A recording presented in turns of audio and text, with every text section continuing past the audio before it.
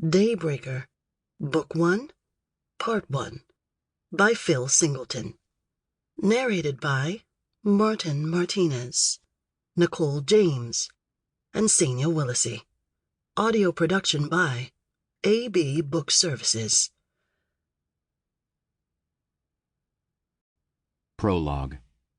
Tuesday, November 8th, 1 AB, Greene County, Tennessee. James Tucker woke up 6 minutes late the day the world began to burn. He'd rolled over in his sleep, opening his eyes to find the wall strangely close to his face, until he remembered he'd pushed the bed into the corner of the room last month. Already suspicious it was later than it should be, he rolled over to glance at his bedside clock. 5:36 a.m. "No!" he grunted with a jolt. "Oh, come on! Not now! Not today!"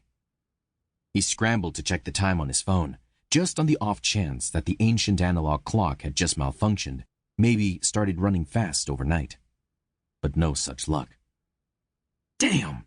he swore, springing out of bed. The first frost of the season had been due last night, but he still threw off his nightclothes well in advance of the bathroom. He showered as fast as he could, just using the bar soap for everything, the water thankfully warming faster than he would have thought. He barely grazed the towel. He needed a shave, he saw. The way too prematurely gray hairs on his chin, especially prominent against his dark skin. But it would have to wait. As he hopped into a pair of socks, underwear, and jeans, he took one last look at the back of the ancient clock. The alarm was on, set for the correct time and everything. Despite still keeping time, it simply hadn't made a sound. "This is all your fault," he said, setting it back down and pulling on a shirt.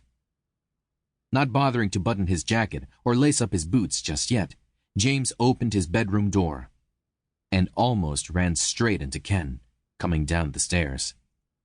Both of them froze in place, each staring the other dead in the eye for what felt like hours, before Ken suddenly broke into a sprint, James right on his son's heels. "I'm gonna do it! I'm gonna beat you!" Ken squealed. "No, nuh-uh, no way," James called, realizing he was actually trying, and failing, to keep up with the 12-year-old. They rounded the hallway corner, the kitchen just ahead. Desperate, James went into a dead sprint, ready to tackle the boy if he had to, until he tripped on his untied shoelace, falling flat on his face.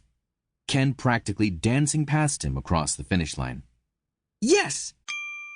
Sample complete. Ready to continue?